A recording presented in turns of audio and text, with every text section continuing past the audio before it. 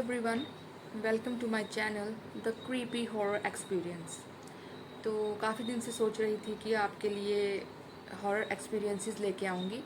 तो आज आ गई हूँ एक नई वीडियो लेके आपके लिए। आई होप आप मेरी इस वीडियो को पसंद करेंगे और हमारे इस चैनल को अपना सहयोग देंगे। तो आज की जो कहानी है वो एक ऐसी कहानी है जिसमें विश्वास को बहुत ही अच्छी तरह से तोड़ा गया है। आजकल मैं तो यही देख रही हूँ कि इस ज़माने में किसी पे आप ट्रस्ट नहीं कर सकते हैं।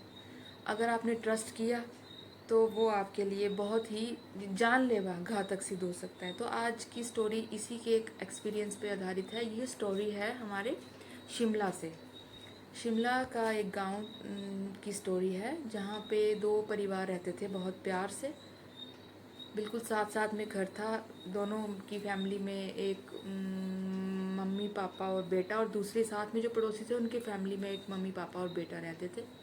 तो जो ये एक फैमिली का बच्चा था इसका नाम अमन था और दूसरे बच्चे का नाम राहुल था। अब जो ये अमन था ये बचपन से ही राहुल के मम्मी पापा को मामा मामी कह के बुलाता था। तो उनका मतलब एक ऐसा था कि मामा मामी कहना ही नहीं, वो दिल से उनको मामा मामी मानने लग गया था। बहुत ही होनहार बच्चा था, पढ़ने में बहुत इंटेलिजेंट। राहुल उसी की एज का बच्चा था, लेकिन वो थोड़ा सा पढ़ने में कम था उससे। हम किसी को डल नहीं कह सकते, पर उससे अगर हम थोड़ा आंके तो थोड़ा सा कम था। पर इस चीज़ का कभी एहसास नहीं हुआ। दोनों में दोस्ती बहुत अच्छी रही। सेम स्कूल सेम क्लास में पढ़ते थे। 12th पास हो गई दोनों की। जो राहुल था वो भी पास आउट हो गया, और जो अमन था वो काफ़ी अच्छे नंबर लेके पास आउट हुआ था। तो उसके बाद क्या हुआ कि जो अमन था वो शुरू से ही एक्टिंग में थोड़ी सी दिलचस्पी रखता था। तो उसने क्या किया, दिल्ली शिफ्ट कर लिया। वहाँ पे उसको काफ़ी ज़्यादा कुछ उसकी जान पहचान के लोग थे, तो अच्छे ऑफ़र्स आने लगे। तो जैसे वो दिल्ली गया, अच्छे उसको एक्टिंग के ऑफ़र्स मिल गए, कोई कुछ थोड़े सॉन्ग्स मिल गए, तो थोड़ा सा उसका एक सिस्टम सेट हो गया था। थोड़ी पॉपुलैरिटी भी मिल रही थी। वहीं उसने, क्योंकि अब स्क्रीन में थोड़ा सा अच्छा दिखने के लिए बॉडी हेल्थ वगैरह बना ली थी, काफ़ी बॉडी बिल्डिंग कर ली थी अपनी, और उसको कोई बैड हैबिट्स भी नहीं थी। तो कोई दिक्कत नहीं आ रही थी, लाइफ बहुत अच्छी चल रही थी। वहीं जो दूसरी तरफ राहुल था वो थोड़ा सा डल था, वीक था, थोड़ा सा घर वालों की बात भी नहीं मानता था। तो उसकी लाइफ में थोड़ा सा वो ग्रोथ नहीं हो रही थी जो कि अमन की लाइफ में चल रही थी। सडनली 1-2 साल के बाद क्या हुआ कि अमन बहुत बीमार पड़ गया। उसके बहुत पेट में दर्द रहने लगी, और उसको कुछ भी खाता था तो वॉमिटिंग्स हो जाती थी, कुछ भी डाइजेस्ट नहीं होने लगा। तो पहले तो वो नॉर्मली दिल्ली में दिखाता रहा, क्योंकि फैमिली से दूर रहता था। दिल्ली में दिखाता रहा, फ्रेंड्स की हेल्प लेता रहा। बट फिर वो चीज़ जो थी वो बहुत ही ज़्यादा एक्सट्रीम में चली गई। और क्या हुआ कि उसको अपना जो काम है वो छोड़ के घर वापस आना पड़ा। पेरेंट्स ने उसकी बहुत ध्यान रखा। शिमला का था, तो शिमला का जो बहुत बड़ा हॉस्पिटल है आईजीएमसी का, वहाँ उसको दिखाया गया। लेकिन उसको कोई किसी भी तरह से फ़र्क नहीं पड़ रहा था। वो दिन ब दिन कमज़ोर ही होता जा रहा था। वहीं दूसरी तरफ हम देखें तो राहुल की लाइफ बहुत ही स्मूथ चल रही थी। अब वो थोड़ा हेल्दी भी हो गया था, अच्छी जॉब उसको मिल गई थी, उसका करियर एक प्लेटफॉर्म पे आ गया था। इतनी तरक्कियों पे पहुंच के अमन जो है वो वापस उसी ही दशा में आ गया था, उसी ही पॉइंट पे पहुंच गया था जहां से उसने शुरुआत की थी। और अब वो शायद उससे भी नीचे चला गया था, क्योंकि उसकी हेल्थ ही उसका साथ नहीं दे रही थी।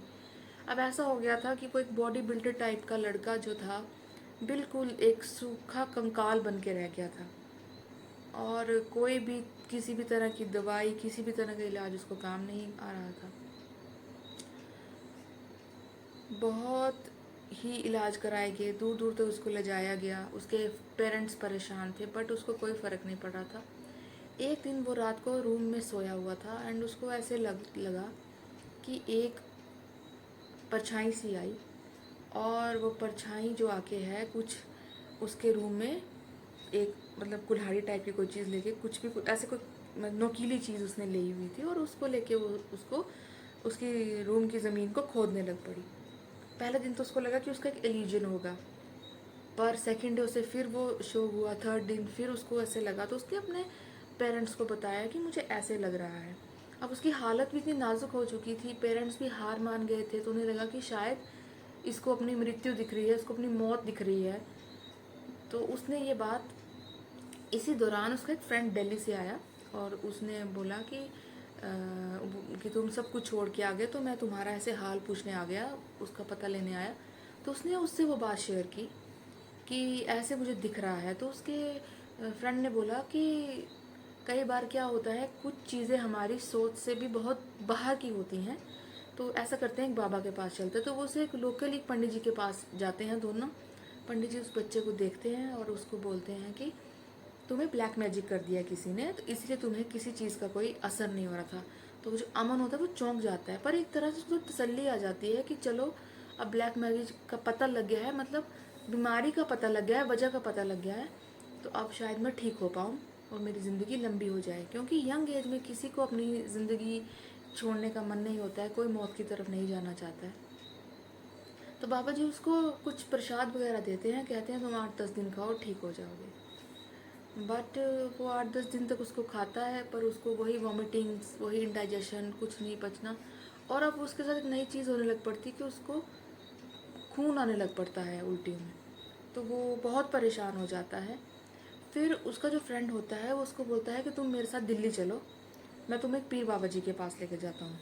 तो वो दोनों और उसकी फैमिली जो है वो दिल्ली चले जाते हैं।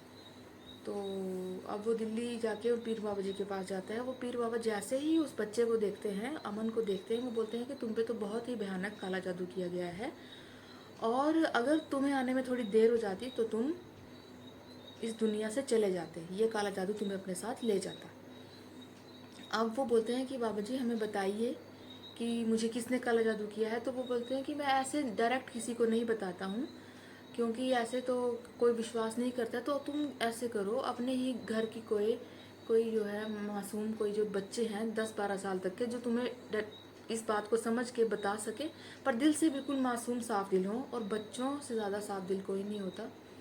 तो दिल्ली में ही अमन की कज़न रहती होती है, वो अपने बच्चे को भेजती है, अपनी बेटी को। वो बोलती है कि इसे लो, इसकी हेल्प से अगर तुम्हारी ज़िंदगी बच जाए तो इससे बड़ी कोई बात नहीं होगी।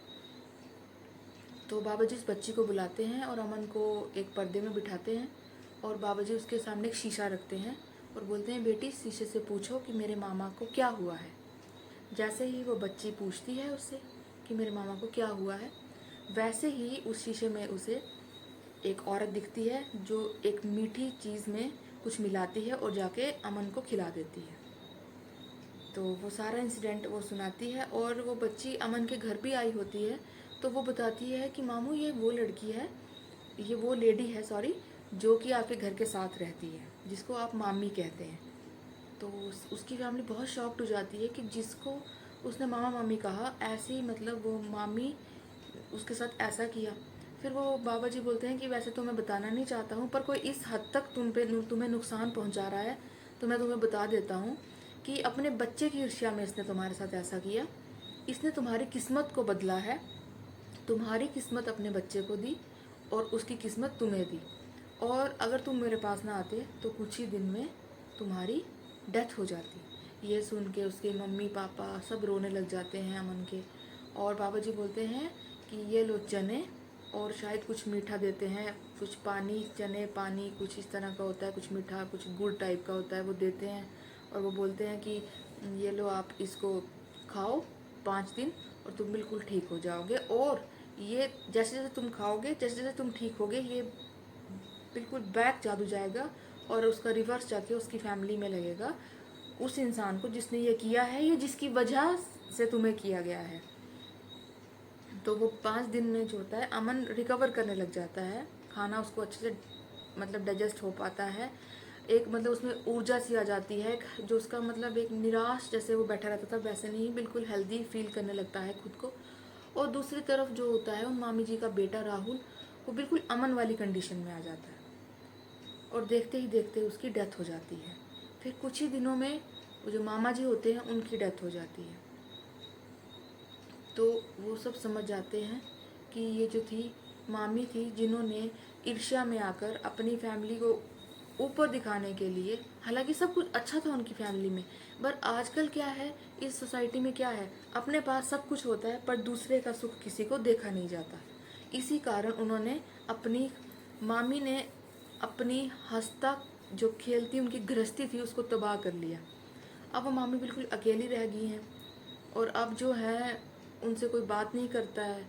अब वो अकेली अपने रूम में बैठी रहती हैं, उनकी फैमिली में कोई नहीं बचा है। अमन वगैरह जो है अब उस मोहल्ले से कहीं और शिफ्ट कर गए हैं, क्योंकि अब वो उनके साथ वहाँ इतना इंसिडेंट इतना ख़राब हुआ था कि अब वो उनके आसपास भी कहीं रहना नहीं चाहते थे। और कौन ही चाहेगा कि दोबारा इस तरह के नेगेटिव वाइब्स के माहौल में रहा जाए जहाँ से उनका बच्चा एक मौत के मुंह से वापस आया। तो अब जो है वो अकेली रहती है, अमन अलग रहता है, वो बिल्कुल खुश है, हेल्दी है, अब उसकी लाइफ बहुत अच्छी चल रही है।